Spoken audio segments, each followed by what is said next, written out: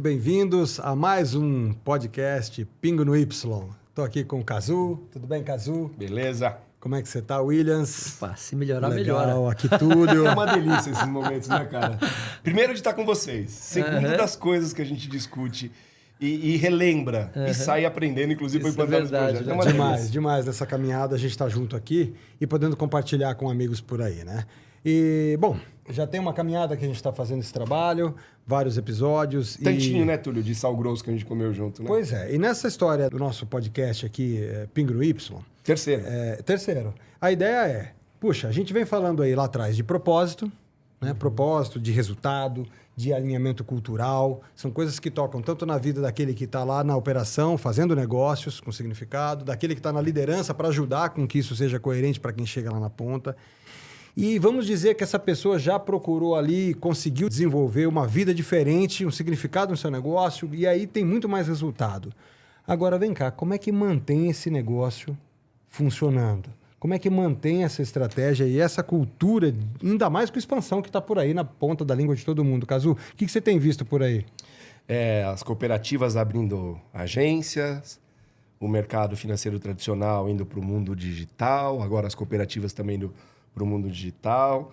Tá em pleno vapor. E tá todo mundo crescendo, né? É incrível. Bancos digitais, alguns com mais facilidade, outros com uma certa dificuldade, mas tá todo mundo aí no jogo e disputando a Oportunidade parece que tem para todo mundo, para né? tudo o Oceano Azul, né? Para todo mundo, tem pra todo todo mundo mundo. disputando a atenção do cliente. Mesmo diante do momento tenso, né? Que a inadimplência dentro das instituições financeiras, todo mundo sabe o quanto ela já tem crescido, Guerra cresceu política. e tudo mais, mas tá aí, né? Tá aí a expansão. E nesse ponto a gente fala que tem gerações diferentes, pessoas com idades diferentes, com formações diferentes, momento de vida diferente, formação política, psicológica, social, cultural diferente. E a gente falou ali atrás um bocadinho, né, no outro podcast, sobre segurança psicológica. Cazu, como é que você tem visto esse tema especificamente aí dentro das empresas? Túlio, para você manter uma cultura dentro do seu crescimento, nessa expansão, a segurança psicológica é fator primordial, né? A Google fez uma pesquisa das equipes que mais davam resultados. Com mais alta performance. Mais né? alta performance, mais engajamento e tudo mais. E o fator principal foi a segurança psicológica. Não eram as equipes que tinham os melhores profissionais formados, Nada com as disso. melhores competências de hard skill, mas eram as equipes que tinham pessoas que tinham uma segurança psicológica, eram as equipes que mais desenvolviam, prosperavam e geravam resultados, né? Perfeito. Eu lembro dessa pesquisa. O quanto a segurança psicológica em casa e no trabalho são fundamentais para a prosperidade. Como ser íntegro, né? Como somos, né? Mas é que isso vai meio que contra algumas crenças que a gente tinha, né? Os mais bem preparados, os mais estudiosos, né? Que davam mais resultados. Não, são os que estão mais seguros. Ou eu penduro meus problemas do lado de fora da porta quando eu chego na empresa. Isso. Assim, a Quem gente já nunca? sabe que isso é balela, não existem duas vidas, a vida é uma só. Os problemas de casa você leva para a empresa e os problemas da empresa você leva para casa. Muitas vezes a gente chega na nossa reunião ou tá falando bem ou tá falando mal das nossas relações em casa. E quando a gente vai para casa, a gente também tá falando bem ou falando mal das nossas relações no trabalho. Não tenho dúvida. Não tenha dúvida. E olha só o que você tá falando, né, Túlio? Porque nós temos um grande desafio e a Yasaka também tá passando por esse desafio, né? Que é assim, eu quero segurança psicológica, mas estou expandindo. E aí vem nós e eles. Quem são esses nós e eles? Os antigos colaboradores. Mais de 10 anos de casa. Mais de 10 anos, 20 anos. Eu sei tudo, fundaram. eu conheço. Conheçam tudo, passei por tudo. E os novos. E aí começa a disputa nós e eles. Isso não vai gerar segurança psicológica. Isso é fundamental para você expandir a cultura e a segurança psicológica. E aí tem as 3 leis do amor. As 3 leis do amor de Bert Hellinger. Eu acho que é assim, deve ser alemão, esse psicólogo. E uma das primeiras leis do amor é a hierarquia. Né? E eu sei muito bem sobre hierarquia, porque vim de uma cultura oriental, morei no Japão, sou atleta marcial, e a hierarquia é muito respeitada e valorizada. Mas existe uma pseudo-hierarquia que tem entre antigos e novos. Os antigos falam, a gente sabe tudo, sempre foi assim. ou eu sei que isso não vai dar certo. E os novos vêm cheios de ideias e aí começam esses conflitos. Então, como que um gestor, né? Ou cada líder, porque dizem que cultura é responsabilidade de gestão de pessoas e RH. Não é, né? Não, de jeito Cultura é responsabilidade de cada líder, inspirada pelo líder máximo daquela instituição. Isso que para mim, é cultura. Inspirada pelo líder máximo e tratada todos os dias, né? Cultivada todos os dias pela média liderança. Então, as 3 leis do amor, que uma delas é a hierarquia, principalmente em manter a cultura com crescimento e expansão, é como valorizar tudo que os antigos sabem, como inspirar tudo que os novos estão trazendo para abastecer essa nova cultura. O mercado financeiro mudou completamente, as pessoas que estão vindo são pessoas diferentes, e aí tem nós e eles, e essa hierarquia, pseudo-hierarquia, precisa ser respeitada e cultivada, porque faz parte da sua nova cultura. Como disse a chanceler da Alemanha, quando aceitou muitos imigrantes, ela falou assim, nossa cultura será completamente transformada. Isso porque só 10% eram de imigrantes de outros países na Alemanha. Imagina essas empresas que estão recebendo 20%, 30% de colaboradores com menos de 1 ano, 2 anos de casa. Como que mantém um crescimento sem perder a cultura? E aí tem a velha historinha que eu sempre conto, né? Fundei a Yasaka, né? 22 anos, vamos fazer 23. Você vai ter que ter muita paciência, Túlio, para contar a historinha dos 3 porquinhos. Eram 3 porquinhos que moravam na floresta. O primeiro porquinho era ansioso e nessa floresta tinha um lobo mau. Só que o que acontece? Não dá pra falar que tem um lobo que derruba a casa, né? Não dá, né? Porque o que acontece? Depois de você, média liderança, alta liderança, ter falado tanto isso, entra um novo colaborador, você fala, meu amigo, aqui é o seguinte, você tem que construir uma casa que ninguém possa derrubar, porque se derrubar eu sou lobo mau e vou te comer. Porque a gente fica de saco cheio, chega uma época. Porque eu tenho que contar essa história dos 3 Não porquinhos. dá tempo, né, cara? Tem que bater meta. Não dá tempo, tem que bater meta, tem que vir o resultado. O mercado financeiro mudou pra caramba. Então eu não quero contar história. E pra eu não contar historinha pra não inspirar, o que eu faço? Quem bater a meta vai pra França. Pois é. Então aí, esse desafio é enorme, né? Não, e pegando daí, incrível, né? Porque... Só um pouquinho, depois você fala os outros 2, que senão você vai deixar o pessoal com curiosidade. Peraí, que não, mas eu não não me precisa ser lembro. agora não. Agora você já falou, a lei do equilíbrio, Você falou lembrado, da hein? a lei do hierarquia. equilíbrio e a lei do pertencimento. Ah, hierarquia, equilíbrio e pertencimento. Pertencimento. Mas é que a gente está vivendo, né, a saca. Nós estamos com 30% dos colaboradores com menos de 2 anos. 30 não, 50. 50% dos colaboradores com menos de 2 anos. Então, desculpa ter Pelo te cortar. crescimento, é isso mesmo. Nós estamos com esse desafio de nós e eles, novos e antigos, né? Então, Mas temos os que nossos trabalhar clientes estão isso. vivendo muito isso, né? Então, e se não por isso, né, Williams, também pelo turnover, que também, se o cara também não se adapta à história que eu não contei direito, muitas vezes alguém vai lá e troca, né? Ou eu não bati a meta, porque ninguém me inspirou, né? Esse é um desafio que a gente vê por aí. E aí, pensando em segurança, eu não consigo pensar em segurança psicológica sem a gente falar de empatia mesmo, né? Em verdade, eu falo empatia organizacional, né? É muito fácil falar assim, puxa vida, vamos acolher esse colaborador porque ele está passando por problemas pessoais. Pesquisas dizem que níveis de estresse, aí, né, a psicologia fala que hoje uma pessoa numa separação, por exemplo, pessoal, né, uma separação Nível de 7, um né? casal é nível 7 de estresse para o ser humano. Williams, o que mais que você tem visto, ou tem atuado, ou tem visto a atuação de grandes líderes assim, que estão com a mão na massa, que estão de olho nesse processo, que fizeram ou estão fazendo uma transformação, provocando no seu dia a dia? Como é que esses caras olham para essa empatia? É só dar um abraço? Organizacional, né, Túlio? Empatia É organizacional. só dar um abraço? Como é que é isso, Williams? Túlio, que bom que você lançou essa pergunta, porque tem muito a ver com o que o Cazu ia falando, emendando um pouco até com a questão da segurança psicológica, né? A gente falou no último podcast, você vai se lembrar, Cazu, que você fez uma pergunta do que era o DNA de uma empresa, né? Sim. E a gente falava de qual é o microcosmo de uma empresa, onde a gente viu o microcosmo e a gente Da cultura. microcosmo da cultura, e a gente dizia que era uma reunião, né? Nunca foi tão importante essa ferramenta ou esse instrumento de gestão chamado reunião. Para quê? Para promover a colaboração em lugar da competição, porque o que a gente via muito no ambiente corporativo, principalmente dentro de instituições financeiras, sempre A gente foi... ainda vê muito, Ainda vê, e acho que esse é um dos grandes desafios de quem está nos ouvindo, é promover um ambiente muito mais colaborativo do que competitivo, né, Túlio?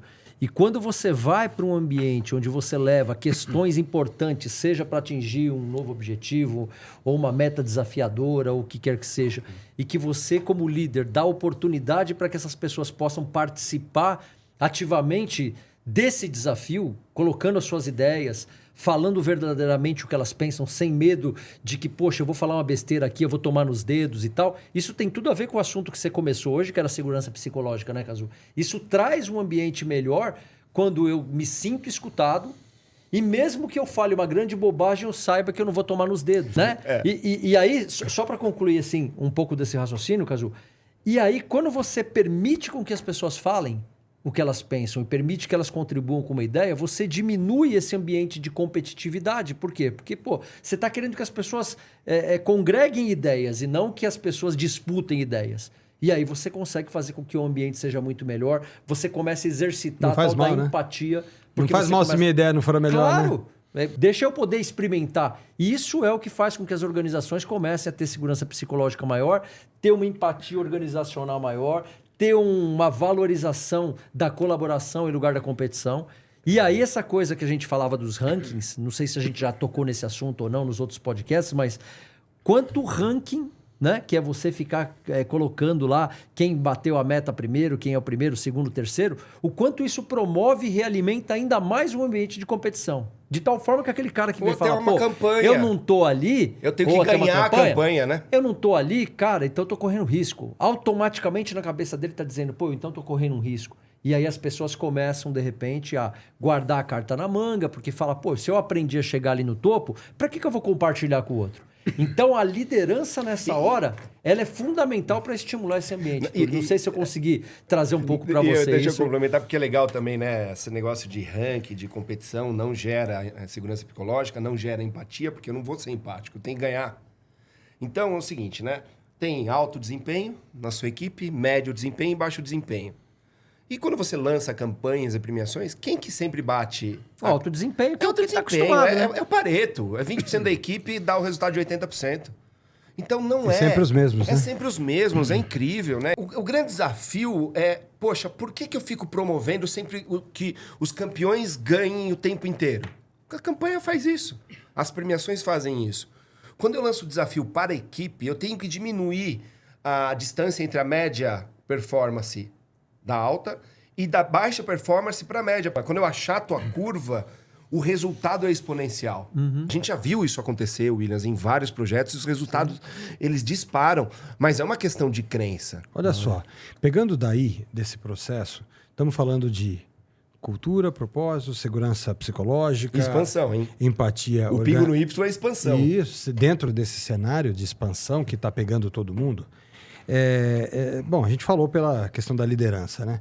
Eu acredito, Williams, compondo com vocês, assim, quando o líder, de fato, se vê no ranking, se vê bem ou se vê mal, ele se cala, eu tô mal, eu me calo. E muitas vezes a composição, e não a oposição ou a competição, mas a composição de características de liderança formaria aquele público de uma forma muito mais completa, não é? Se a gente vê, isso está o tempo todo nos apóstolos de Jesus, está na Liga da Justiça, lá na sala daquele desenho que o Aquaman não faz nada no ar, né? O Super-Homem tem uma força enorme, mas uma pedrinha verde derruba ele de onde ele estiver. Então, quer dizer, e aí vem o Batman e com poderes técnicos ali segura o processo. Então, como é que a gente considera isso num ambiente tão competitivo, né? Como é que a gente tira o melhor? Ou seja, se eu não sou entre os melhores, eu não sou bom.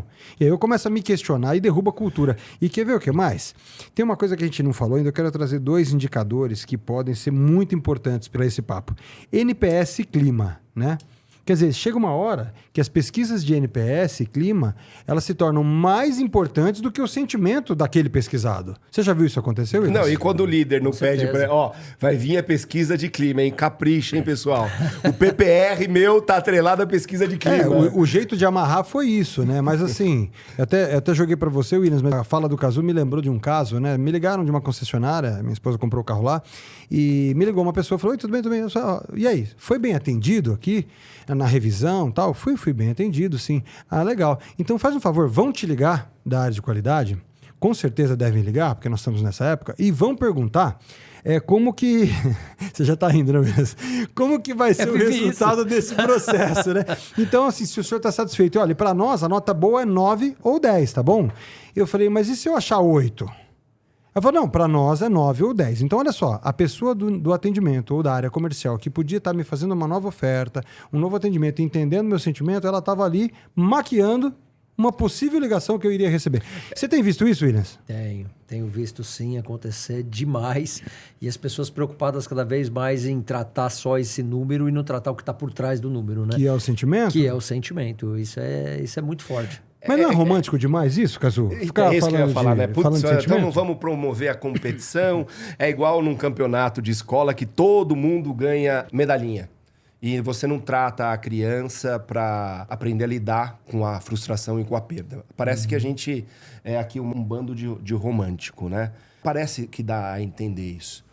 Mas não é esse o ponto. Não é você que tem que ganhar, eu que tenho que ganhar, é o Túlio que tem que ganhar. Quem tem que ganhar é a Saca. Quem tem que ganhar é a empresa que você tá. Quem tem que ganhar é o cliente. Claro. O efeito colateral é o seu ganho. Então, nós vamos ganhar, o grupo vai ganhar. Não adianta, se você fez o gol, ou se eu armei a jogada, ou se ele defendeu a bola. Uma vez nós fizemos uma convenção, William, não sei lembrar, tinha uns 300 pessoas de uma instituição financeira, e eu perguntei para ela, né? Quem aqui faz negócios? Só a equipe da ponta levantou a mão. Aí eu falei, tá, se eu fizesse essa pergunta para um time de futebol, né? Quem joga bola? Só o centroavante? Só quem marca gol? Só quem marca gol é que joga bola? O goleiro, que é a parte de operações, que segura os créditos ruins, não é um jogador. Todos somos do negócio. Então, não é questão de eu querer dar prêmio para todo mundo, que todo mundo é igual. Não tem nada a ver com isso. Tem que ver que a instituição precisa ganhar. Tanto é que a gente promove que os prêmios não sejam individual. Que se tiver prêmio é daquela agência, daquele time todo. Porque você está trabalhando o time para uma pessoa ajudar a outra. Eu estava assistindo uma peça do Cirque du Soleil que estava aqui em São Paulo e uma pessoa estava trabalhando ali, né? E de repente caiu um microfone das costas dela, né?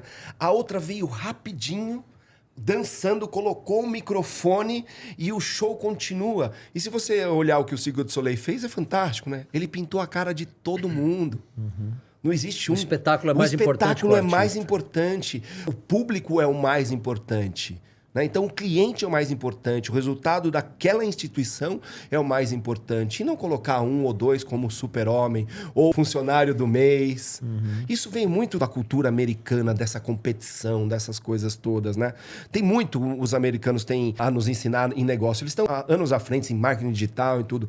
Mas tem outros modelos. Tem outros modelos, porque esse modelo já estava vencido. Já estava vencido. Aí vem a pandemia e mostra que já não é que está vencido, já está cheirando mal esse modelo. Então, poxa, você expandir uma cultura, você fazer uma expansão da sua empresa, para manter uma cultura, tem hora que você tem que tomar cuidado se você vai expandir. Porque você pode estar colocando gasolina no lugar que você tinha que estar tirando a madeira para não pôr mais fogo. Com certeza.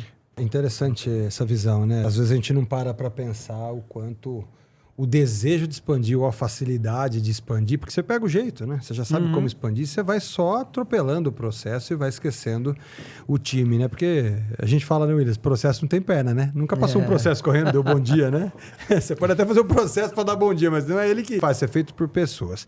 E falando dessa questão digital, meu amigo, transformação digital, tema da onda, tá? Podcast, todo mundo fala sobre isso, mas eu queria falar de relacionamento digital. Há um novo jeito de fazer negócio, o WhatsApp na parada e tantos outros aspectos aí nesse processo, quer dizer, cada vez mais de forma distante e ao mesmo tempo próxima. Como é que é isso? Cara, transformação digital é amplo, né? É a onda da moda, mas tem uma coisa importante para a gente falar sobre isso, né? Todo mundo já tem... acho que enfatizado isso, que a transformação digital não está na tecnologia, né? Transformação digital, ela é... É meio. Ela é meio, mas a transformação digital está na cabeça das pessoas, no modelo mental das pessoas, né? De saber que ela pode contar com a tecnologia para oferecer o melhor que o ser humano tem.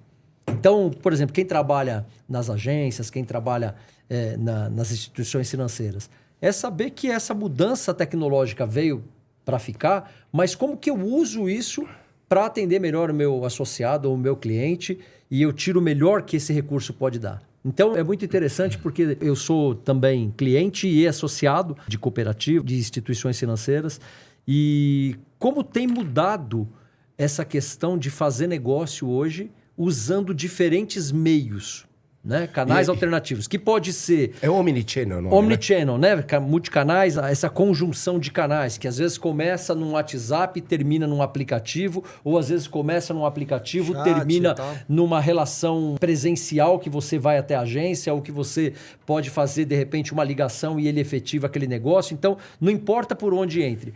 Mas o que está mostrando o que está fazendo a diferença não é você ter todos esses canais digitais à disposição.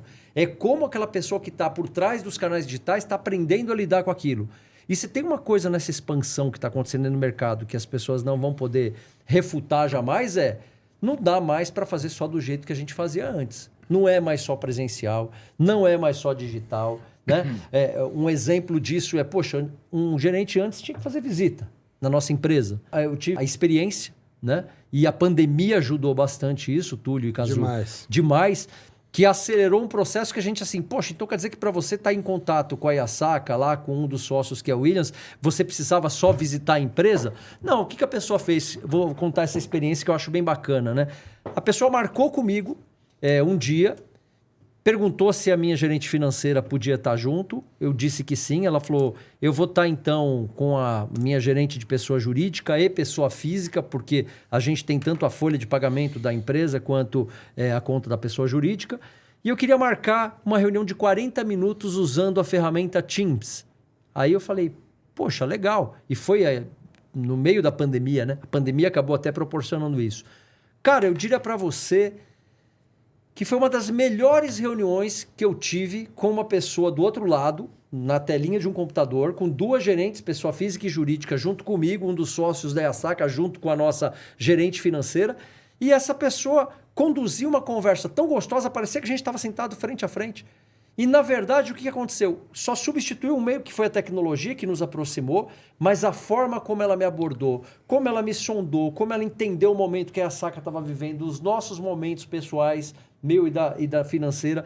E ela conseguiu, ao final de 40 minutos, Cazu, sair de lá com uma cotação de um possível empréstimo para um investimento que a gente estava pensando em fazer. Saiu de lá com uma organização de uma turma de educação financeira para a nossa empresa, que aconteceu depois disso.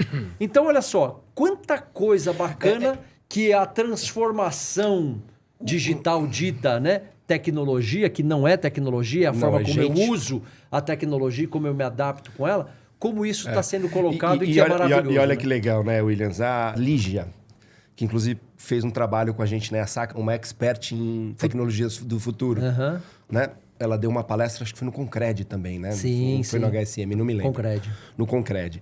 E ela falou o seguinte, as sociedades que cresceram muito a tecnologia, mas não cresceram a humanização e a espiritualidade, se ruíram. Então, o que você está me dizendo... Isso é história pura, né? Essa é história pura, isso é história pura. Quando vem muita tecnologia, mas não vem humanização e espiritualidade. Aquela cultura some. A civilização some. A civilização some. Porque a gente vai para as coisas e não para as relações. E o ser humano o ser humano é relacional, né? Tanto é que o maior castigo para um ser humano é quando você vai preso e você apronta dentro da cadeia, você vai para solitária.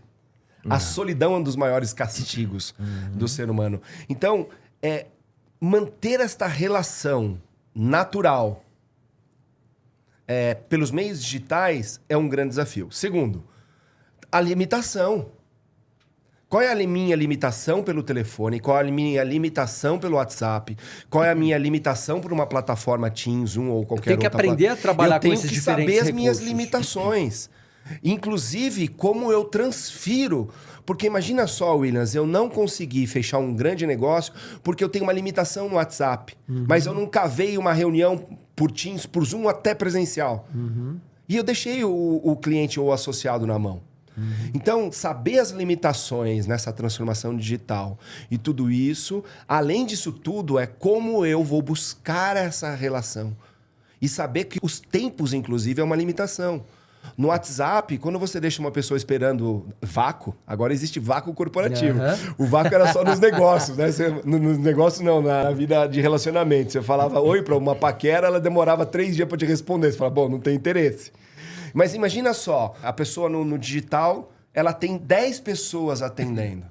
Ela atende 10 pessoas. Simultaneamente, né? Simultaneamente. Então, um cliente, um associado faz uma pergunta e tic-tac, tic-tac, tic-tac, tic-tac, até que ela respondeu o 10º e volta para essa.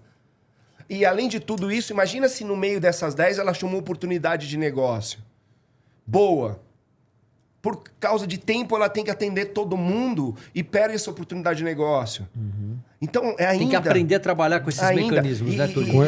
Aprender a fazer... Isso porque você atende e vende. Como que é isso? Receptivo e ativo. Receptivo e ativo, mas tem um nome. Esqueci o nome técnico disso. Mas olha só, quando você, por exemplo, a Apple... Poxa, quem nunca... Se você está com um problema no seu celular, galera, deixa eu pegar o número aqui. Faz esse teste de ligar na Apple para pedir um suporte técnico. Né? Um suporte técnico da Apple. Você tem... Depois eu consigo o número para vocês, né? Mas é incrível. O cara te atende por telefone, te faz todo o comando do seu celular, te ajuda, te destrava. E parece... Ele te conhece há muito tempo. Parece que é teu amigo de infância. É teu amigo, porque ele é natural conversando com você. É a mesma naturalidade que você teve por Zoom. E parece que teve um atendimento agora via chat. Foi na Spotify, foi isso? Foi sim. Mas eu queria, caso antes de contar esse negócio do Spotify, Túlio, qual que é o grande pingo no Y, cara, quando a gente fala dessa questão da relação digital presencial e da humanização nos negócios, na sua visão, cara? E eu quero melhorar a pergunta. Com a expansão, mantendo a cultura. Simples. Muito bem, eu tô aqui para perguntar, né? Receber a pergunta. Primeiro lembrar, assim, né? É demais ouvir vocês que a gente ganha muita informação aqui para compor quando a gente pensa. Os pensamentos borbulham. Tomara que a gente esteja causando isso na turma por aí. Primeiro lembrar que, cara, a grande transformação no último século vem da Maria Fumaça, né? Vem da história da criação da Maria Fumaça. Pô, beleza. E de lá para cá vem a tecnologia. A internet estava aí, os meios de comunicação tecnológicos estavam lá desde 2000, se você parar para pensar. A gente não usava Skype, que estava antes dessa nova impulsionamento, né? Imagina, não abrimos mão de olho no olho. Aí você vem o Williams e conta o caso que o olho no olho foi muito bom via digital. Uma visita mal preparada, do jeito antigo, presencialmente, provavelmente... É um desastre. Teria sido um desastre. Teria Não importa a sido um tecnologia. desastre. E muito legal você falar, porque eu percebi um grande preparo antes, viu? Elas entraram, menino do céu. Então, e aí você vê como é que são as coisas, né? Domínio da ferramenta, tal. Mas os Jetsons falavam disso em 69. Aquele desenho antigo que serve para hoje, até hoje, para quem não conhece, dá uma procurada aí, a família Jetsons. É de 69, cara. Faz 50 anos que He-Man, cara tá mostrando a nossa idade aqui. Então, assim, eu acho que como caso histórico, eu não estava lá, mas eu vi, a gente tem que lembrar que o grande tchan não é aprender a usar a ferramenta, é sim como que eu me comporto para usar essa ferramenta. Para mim, acho que o grande pingo no Y desse processo passa por esse entendimento. E acho que aí tem uma coisa importante, que a gente precisa aprender, né, independente da sua idade, da sua geração, a gente precisa aprender a curtir o processo. Como eu disse, a internet fez a gente conhecer o Zoom, o Teams e tudo mais. Quem não conhecia. A internet ou não, a pandemia, né? A pandemia, fez a gente se dedicar a isso. E tem gente que, cara, só abre a tela e pede para alguém abrir a tela até hoje. Mas mais do que isso, eu acho que a gente tem que começar a curtir o processo. Né? Eu penso assim, se você só quer sucesso, você não curte o processo. Não é? Lançou mais uma hoje. O Túlio tá ficando craque. Eu já não sei mais o que eu falo, o que eu escutei, o que eu copiei, de onde eu li. Eu não sei mais, cara. É muita leitura, mas de fato, assim, é verdade. De novo, é a mesma história que a gente falou no outro podcast do espelho. Eu quero que o espelho fique legal, eu não como direito, eu não faço atividade direito. Então, eu acho que tem um pouco disso tudo. Quando eu começo a me interessar mais pelo processo de entender de fato o que é, aí é lógico, tem que mergulhar, tem que estudar, tem que entender a galera nova que está chegando para ter segurança psicológica. Falar assim, vem cá, me explica aqui, como é que você trabalha a sua agenda hoje? Aí você fala, nossa, Túlio, mas é tão básico isso. É tão básico, mas tem gente que ainda não marca. Tem gente que não sabe onde está o link da visita da reunião que está no Outlook e me pede para mandar para o WhatsApp. Isso, todo mundo já vivenciou isso em algum momento da vida. E todo mundo finge que sabe e tal. Então, para mim, o grande pingo no Y desse processo todo, para manter a cultura, é não roer a corda. É, de fato, viver isso como cultura de aprendizado dentro da empresa. Porque, olha só, para mim, uma coisa vocês me provocaram, agora eu quero trazer assim. Existe aquele cara que fala assim, não sei se você já passou por isso. Aqui na nossa firma, a gente traz gente pronta. Né? A gente pronta. O que é gente pronta? Que nasceu completa? Já nasceu com todos os dedos? Não sei o que é. Né? Segundo, ainda há uma crença evolutiva no meu pensamento, evolutiva, que é assim, agora eu tenho que trazer gente que sabe fazer, gente treinada. Então aí eu evoluo, então eu já começo a trazer um olhar diferente. Eu tenho um olhar, no meu ponto de vista, que é assim, eu trago alguém que sabe fazer aquela coisa.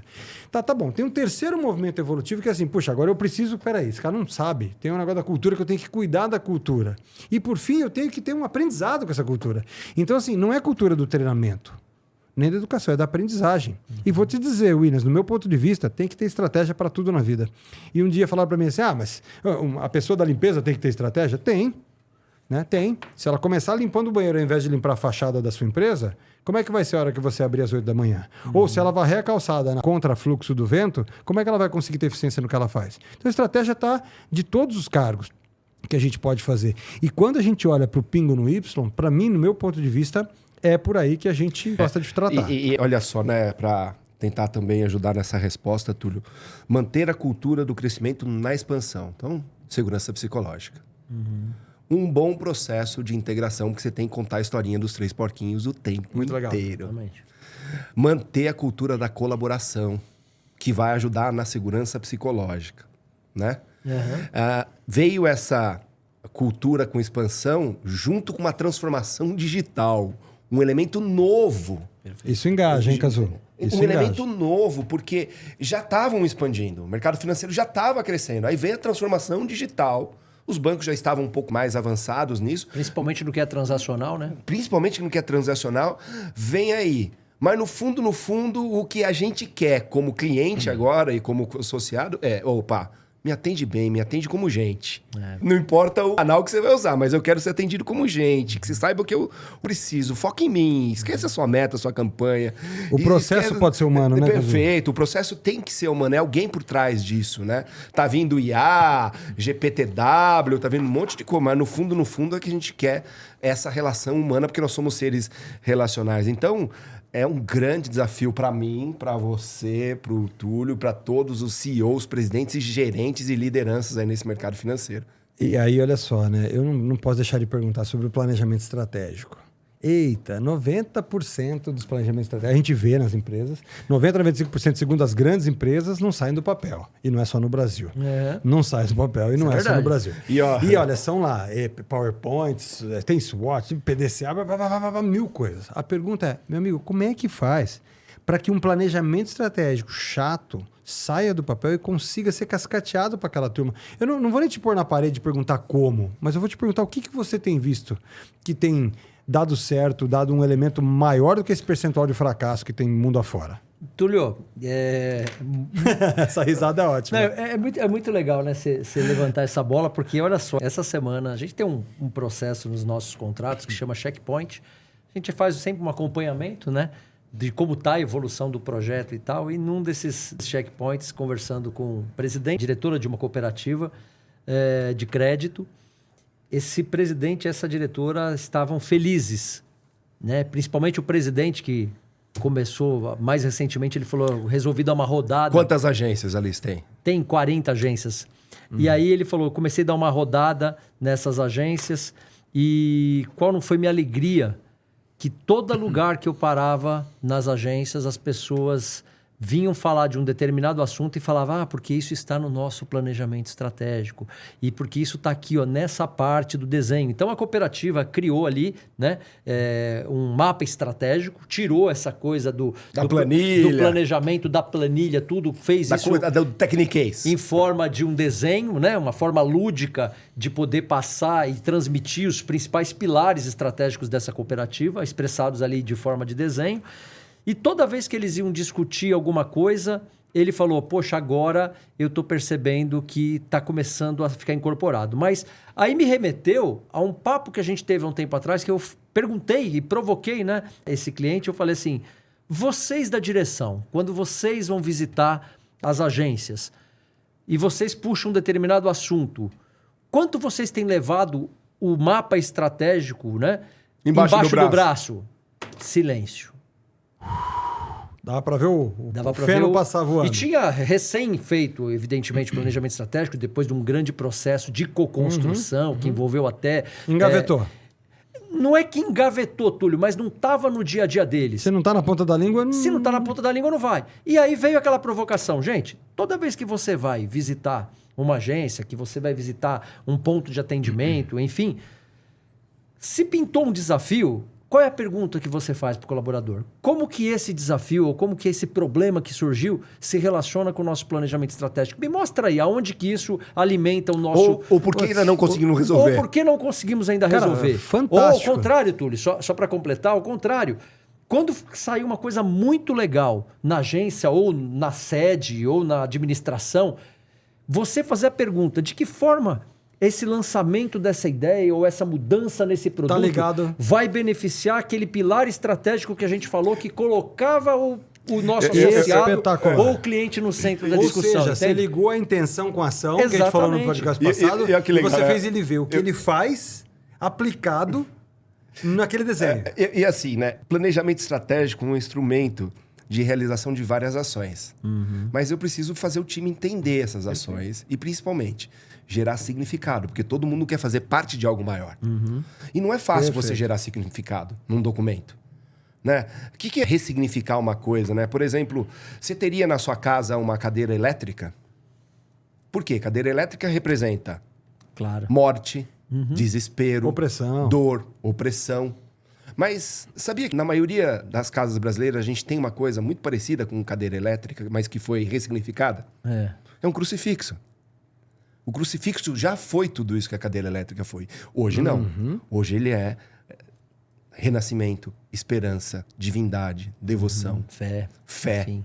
Né? Então, há significado para o planejamento estratégico. Fazer as pessoas entenderem que fazem parte de algo maior é fundamental. Só que é o seguinte, não é fazer o planejamento estratégico, depois fazer pequenas reuniões de o que deu certo, o que não deu certo. Tem que estar toda hora, o tempo inteiro. Nós temos filhos, né? E incrível, porque eu falei pro meu filho escovar os dentes até os 12 anos, Williams. Escova o dente todos os dias. Você também? Sim. Você também? Sem parar. O planejamento estratégico é estar aí todos os dias. Falar pro filho que tem que escovar o dente todos os dias. Ou, um dia, o meu filho escovou os dentes. Com 12, 13 anos, escovou o dente. E eu falei, nossa, ele está escovando os dentes. Eu descobri. O que aconteceu? Ele começou a namorar. Ele deu um significado especial. A equipe né? tem que namorar com o planejamento estratégico pra você não ficar lembrando da escova do dente, entendeu? Excelente metáfora, meus amigos. Excelente metáfora. O papo tá bom. Esse é o nosso terceiro processo aqui, que a gente tá muito gostoso. Tá mais próximo de vocês, escutar vocês. Espero que vocês aí em casa, quem tá assistindo ou de onde estiver, estejam gostando. Mas a gente precisa ir pro finalmente aqui. E aí eu quero, assim, primeiro agradecer quem assistiu e dizer que se você tá acomodado com esse papo, bacana. Continua conversando com a gente. Se você tá incomodado com esse papo... Começa a conversar com a gente. Não, a ideia é o seguinte, ou para de dar o clique aí e siga lá. Deixa eu me lembrar aqui, @yasaka.oficial. E olha só, hein? Tudo que a gente está falando aqui, vocês falando das frases, eu vou soltar uma aqui agora. Essa é minha, acabei de escrever. Gotas de humanidade podem nos levar a um oceano de alegria, seja no processo, no atendimento, no trabalho, no dia a dia. Até a próxima, pessoal. Valeu, gente.